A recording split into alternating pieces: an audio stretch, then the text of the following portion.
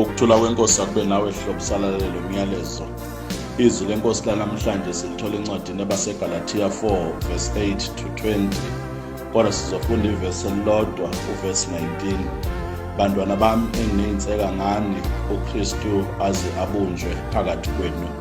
Sibambe nje kuleya ndawana ethi lesizoyenza ibe isihloko salo myalezo. uKristu aze abunjwe phakathi kini until Christ is formed in you. Inhloso yalo myalezo, ibandla laseGalatia lalawulwa ngabantu abanomoya we-manipulation. Angazi-ke kwisilungu mase sihumusha sizilethe esizulwini ukuthi kuyavumelana yini masingathi umoya we-manipulation, umoya wokulutha, wokuhunga okanye wokuyenga ungosusu abantu eqinisweni ubaholele ezeni. Umuntu oyengayo akawamukela ucha owushoyo kodwa ucindezela uzuvuma into azi kahle ukuthi ayilona iqiniso. Umuntu onomoya wokumanipulator ukwenza uzizwe unecala, ungahloniphi uma ungavumelani naye, ukushiya njalo unovalo. Iyona ndlela abalawula ngayo abaningi. Umuntu onomoya wokumanipulator akavumeli ukuba ube nobuhlobo nabantu abazokhuluma iqiniso elimsulwa kuwe. Bantwana bami ngineyinseka ngani uKristu azabunjwe phakathi kini. Paul ukhumbuza ibandla ukuba uKristu usindisile esiqalekisweni somthetho ukuba sibe isibusiso kuNkulunkulu. Leso sibusiso sathenjiswa Abraham kube yisihlela kithina. Galatia 3 verse 13 to 14. Uqaphela umoya wokuyengwa, uqaphela umoya wokuluthwa, uqaphela umoya wokuhungwa ukuba ukulahlikisela ngesibusiso futhi ugcina ungakhulanga. Sifunda-ke lapha le ndaba iqali la sesifunde khona ukuthi uKristu azabunjwe phakathi kwenu. Ake sithole uhambo lukampostoli Paul kusukela kwizenzo 13 size siyoma kwizenzo 16 nokuhambo likaPaul ekugcina kumenza azakhulumela wamazwi athi uKristu azabunjwe phakathi kini. Uhambo lokuqala lokuvangela likampostoli Paul eAsia Minor luhlanganisa nesifunda saseGalatia. uPaul benoBarnaba baqala ukushumayela eSebuliya naseKupro.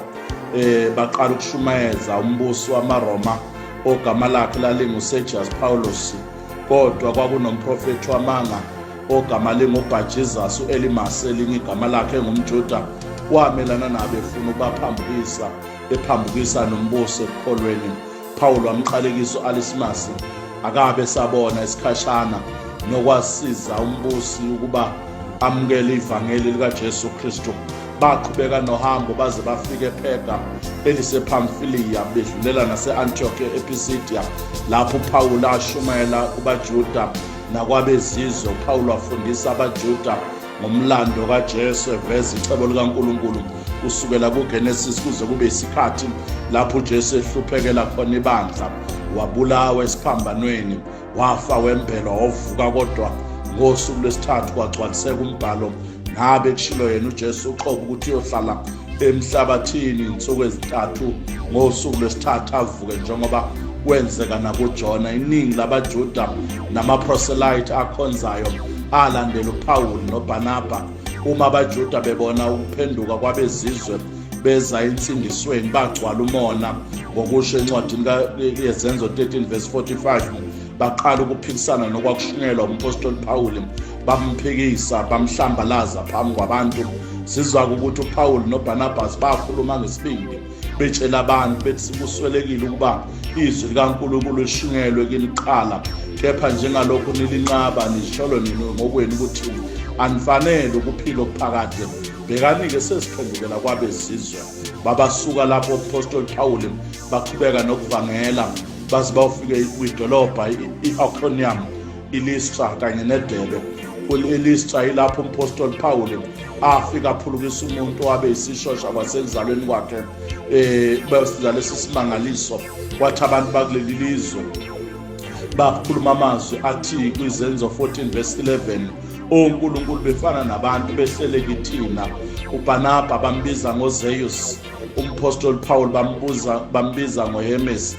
Abantu baleyo ndawo basebeletha izipho eziningi bethu bawo uNkulunkulu laba.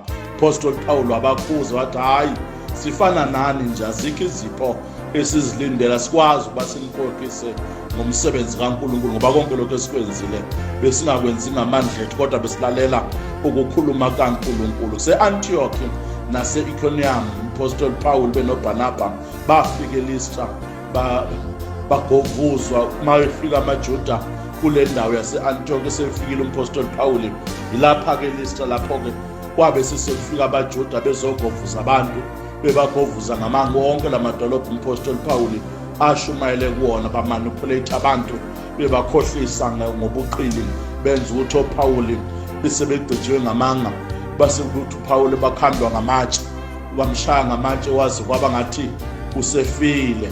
Kodwa uNkulunkulu lithi izwi lenkosi kwiZenzo 14 verse 20, abafundi sebetshela ukuthi uMpostoli Paul ushiwe ngumndondo ukuthi wawufile. Bafika abafundi bakaJesu bazomgunga uMpostoli Paul, baguqa bakhuleka phambi kaNkulunkulu.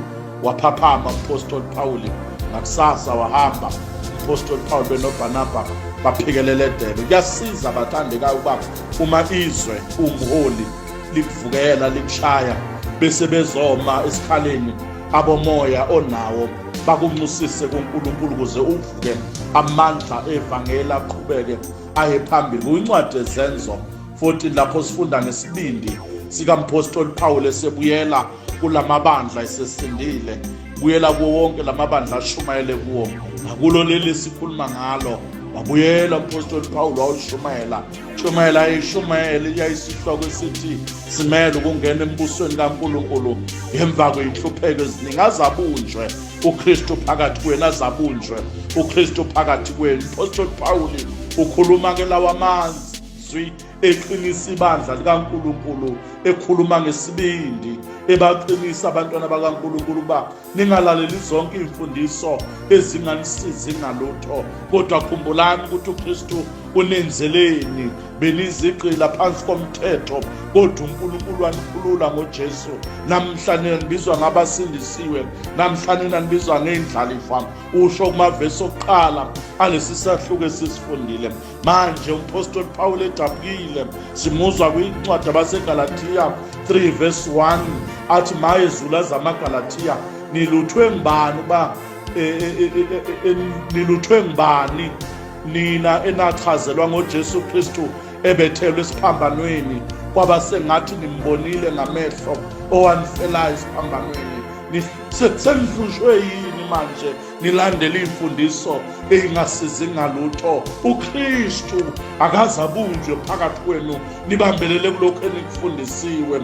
Umbuzo komkhulu, uKristu ubunjwa kanjani phakathi komuntu? Okokuqala ngifuna ukuthi ukubambe okushiwo nguMpostoli Paul ngalawa amazwi, khuluma elinganisa umuntu okhulelwe, ukuthi umuntu okhulelwe ithinta ingabonakali kodwa iy'mpawu ezishoyo kuye emzimbeni, ne-appetite yakhe nesimo somzimba siyasho ukuthi akaseyedwa. Bonakala ngemlenze ivukala, abayina ngobuso bushintsha ngoba sekukhona into efomekayo ngaphakathi kuye. Yikho uMpostoli Paul elincenga leli bandla athi uKristu azabunjwe ngaphakathi kini, wenza umfuziselo womuntu wesifazane eyithwele ngaphakathi, ithi ingabonakali into kodwa iyaqala ukumlawula kuze kuyobona abantu ukuthi kunesimo aseyiso loyo osuke semumethe. Ngakho-ke kwenzeka kanjani ubuKristu afomeke empilweni yomuntu? Kwenzeka kanjani ubuKristu abunjwe empilweni yomuntu? Okokuqala, mawufuna uKristu abunjwe empilweni yakho, ukuba umuntu ngamunye azinikele kuJesu Kristu, uJesu sebeseba inkosi nomsindisi empilweni yakhe. uKristu osikholela isoni ekoneni kwaso, asenze sibuyisane noNkulunkulu ngokuba uma uvuma ngomlomo wakho ukuthi uJesu inkosi, ukholwa enhliziyweni yakho ukuthi uNkulunkulu wamvusa kwabafileyo, uyasindiswa. Ngokuba umuntu ukholwa ngenhliziyo kube ngukulunga, avume ngomlomo wakhe kube ngukusindiswa. Ncwadi yabaseRoma 10 verse 9 to 10. Ngakho zothi kuwe bathandeka enkosini, uma ufuna ukusindiswa amukela uJesu, uyena yedwa onamandla okukusindiswa. ukukholwa ukuze ukwazi ukuphila ukholwa, ukuze ukwazi ukuphila uKristu ebunjwa ngaphakathi kwakho. Mamkele, ngeke abunjwe ungamamkele. Yonke into oyamkelayo iba lusizo kuwe noma ingabi lusizo kuwe, kodwa uKristu akakaze angabi lusizo komamkela. uKristu umema bonke abantu babeze bazothula imithwalo yesono. uJesu Kristu wachitha igazi lakhe wathwala ulaka likaNkulunkulu ukuze sixolelwe maqondana nesono, ngoba umuntu akenzi izono kodwa umuntu wenza isono. noJesu akafelanga izono kodwa wafela isono, wafa maqondana nesono esasenziwa ngumuntu. Empeleni uJesu akafanga kodwa kwafa isono esasihlukanisa umuntu noNkulunkulu. Phela owethu uJesu akanalo ithuna, owethu uJesu amathambo akhe awekho emhlabathini, owethu uJesu esimkhonzayo bangcwele enkosini isono esafa, yena akafanga. Yini ngisho kanjalo? Phela ushile embhalweni wathi uyakunikela ukuphila kwakhe aphinda kuthatha ukuphila kwakhe. Ngakho wethu akafanga kodwa kwafa lento yayenza umuntu ahlukane noNkulunkulu, yento yayenza umuntu angabi nobudlelwano obuphilana noNkulunkulu, azabunjwe uKristu kini ngommusa. Nisindisiwe ngokukholwa. Lokhu akuveli kini kodwa kuyisipho sikaNkulunkulu, futhi akuyi ngemsebenzi, funa kube khona osibongayo. Ncwadi yabaseFesu 2:8-9. Ngakho siyakholwa uNkulunkulu. Yikho kuverse 3 uziyoma kuverse 11, uverse 1 uziyoma kuverse 11 walesi sahluko esisifundile. Apostle Paul uchazela leli bandla ukuthi thina sasinjengey'ngane nje, silandela zonke imfundiso kodwa ezazingasizi kunokuba zisisize. Zasenza saba isigqila salezo zinto, kodwa masiza kuNkulunkulu siba ngayizindlalifa zombuso kaNkulunkulu. Ngimzwa uJesu ekhuluma Matthew 7 athi akusibo bonke abathi Nkosi Nkosi abayongena embusweni wezulu, kodwa yilabo abenza intando kaNkulunkulu. Ngakho mawufuna uKristu abunjwe ngaphakathi kuwe, yenza intando kaNkulunkulu. uKristu uyasilungisisa thina esikholwa nguye, silungisiswa ukukholwa, ukuhamba ngeqiniso, sihambe ngokwenza izwi lakhe. uKristu unika abakholwayo umoya omusha, moya mloyo, moya ongcwele. Thema esebuyele ezulwini wathi uyoshiyela wona, ube ngumthokozisi, ube ngumduduzi, ube osikhumbuzayo, ube ngosifundisayo, ube ngosiqondisayo. Ngaphandle kamoya kaNkulunkulu asikwazi ukwenza intando kaNkulunkulu until Christ is formed in you. Ngakho kubalulekile ukuba kuwe ngaphakathi uKristu akhule, kubalulekile ukuba kuwe ngaphakathi uzondle ngezinto ezizokwenza uNkulunkulu ambumbe uKristu kuwe ngaphakathi. Okwesibili, mawufuna uKristu abunjwe akusikho kokuqala ukuba mamukele, kodwa okwesibili othi ukuthi ukwenze ukuze uKristu abunjwe kuyingaphakathi lakho. Funda uKristu, lalela izwi lakhe. Sifunda kanjani? Sila ngokulalela izwi likaNkulunkulu. Kubalulekile ukuthi mawukholwa ube nesikhathi sokufunda izwi likaNkulunkulu. Njengoba uthi uvuke ekuseni ulihlole iselula lakho, noma usuyolala uphunyuzwa ukuthi amehlo awasavumi ukuvuleka, ufunda iselula lakho, kanjalo nezwi likaNkulunkulu bekubalulekile ukuthi ube umngani walo, ulifunde, ulazi, ungazi kuphela okubhalwe emaphepheni, kodwa mazi njengokusho kwakhe embhalweni, ngoba lithe izwi leNkosi encwadini kaJohane oqala, uKristu uyizwi elilotshelwa abangcwele bakaNkulunkulu. Njengomthetho wawulotshelwa abaJuda, kanjalo noKristu uyizwi elilotshelwa abantwana bakaNkulunkulu. uKristu usifundisile ezwini lakhe bangcwele enkosini ukuba akukho esiyokwenza singekho kuye. uKristu usifundisile ukuba sithabathe lakhe ijokwe sifunde kuye, ngokuba umnene futhi uthobile ngenhliziyo. Matthew 11:29. Ngaphandle kokuphila impilo ethobekileyo siyolahlekelana nokubunjwa kukaKristu empilweni zethu. Kokunye kumele sikuguqulwe isimo sengqondo yethu. Kumele umuntu oza ekuphendukeni abe nomoya wokuzalwa kabusha, njengoNikodimi athi ezofika kuJesu abuze athi ngiyobuyela kanjani esibelekweni sikamama ngoba sengimdala. Kodwa uJesu besiyamazisa ukuthi ngokuzalwa kabusha, ngokwamukela iqiniso, ngoba bakhonza uNkulunkulu fanele bamkhonze ngomoya nangeqiniso. Lingalingisi lelizwe kodwa niguqula isimo ngokwenziwa ibentsha ingqondo yenu ukuze nikwazi ukuhlolisisa okuyintando kaNkulunkulu okuhle nokuthandekayo nokupheleleyo. baseRoma 12:2 uma uKristu ebunjwa ngaphakathi komuntu kufanele umuntu noma ngabe wezazi ukuthi umuntu onolaka abesekhumbula uMshumayeli 7 ivesi kananathi ulaka lihlala esifubeni sayeziwula. Awukwazi ukuthi uKristu esebunjwe ngaphakathi kwakho sewumamukele bese uqhubeka uba umuntu olaka. Libe lithi izwi lenkosi ulaka lihlala esifubeni sayeziwula, ulaka lisizi kunokuba lusize liyabhidliza. Bekufanele bangcwele enkosini azabunjwe uKristu ngaphakathi kithi abunjwe. Ngakho okubumbekayo kuye ngaphakathi akahambi ngepace ecalwa nguye, ulawulwa yinto esemzimbeni wakhe. Ngoqaphela umuntu okhulelwe noma ubehlale ehambe shesha kodwa akahamba shesha ngoba ulawulwa yinto ekhula ngaphakathi ebumbekayo ngaphakathi kwakhe. Nezinto azidlayo uyayikhetha ngoba usenento ekhula ngaphakathi ebumbekayo ngaphakathi kwakhe. Lento ayidlayo ukuthi bangcwele ulawulwa yinto engaphakathi ebumbekayo kuye. Kanjalo masesesikolwa kunomuntu obumbeka ngaphakathi kithi, asifunde ukulalela yena, asifunde ukulawulwa nguye, asifunde ukuhamba ngendlela afuna sihambe ngayo. Asisayigijimeli kodwa sesinawulo ngaphakathi, asayikhulumeli sesinawulo ngaphakathi, sesikhetha nendawo esihambayo ngoba ongaphakathi nguye okhulayo kunomuntu obumbekayo. Ngeke abumbeke uKristu ungahambi ngomoya oyingcwele, moya kaNkulunkulu. Verse 12 to verse 16 Apostle Paul uthi kanti sengiyisitha senu yini ngokunitshela iqiniso. Khathazekile uApostle Paul uthi yini ngibe yisitha senu ngokunitshela iqiniso azabunjwe uKristu kini. Umuntu ongalifuni iqiniso wobona ukuthi unenkinga. uKristu akabumbekile ngaphakathi kuye. Umuntu obumbekile uKristu kuye ngaphakathi uyalifuna iqiniso, aliphile iqiniso, akaphili impilo yamanga, akadudani nabantu bamanga. Wobona umuntu ongakwazi ukudlulisa ukuthi kunenkinga,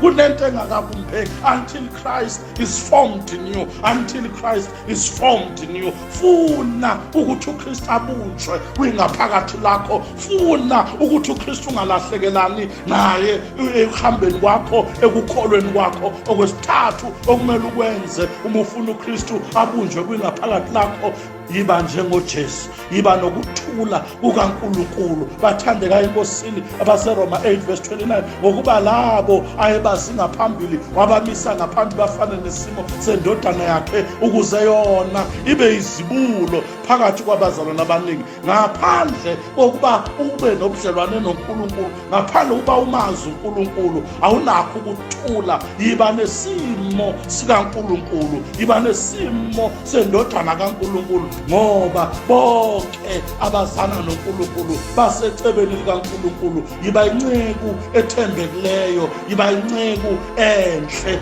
phambi kaNkulunkulu. Sizwa kuDeuteronomy 14 ivesi lika 22 no 26 uya ku 26 uNkulunkulu ekhuluma ngokweshumi ukuba akulethwe endlini yakhe. Okweshumi bokuqala uNkulunkulu akhuluma ngakho isikhathi noNkulunkulu. Sino 24 hours impeleni umuntu awuphilayo. Ngakho kusho amahora amabili nemzuzu engama40 okumele siwadedicate ekulandeleni uNkulunkulu nezimiso zakhe, siwadedicate ekudumiseni, siwadedicate ekushumayeleni, siwadedicate ekufundeni izwi likaNkulunkulu, siwadedicate ekukhulekeni, sicele icebo likaNkulunkulu empilweni zethu. Umuntu ongenasikhathi noNkulunkulu uKristu akabumbeki.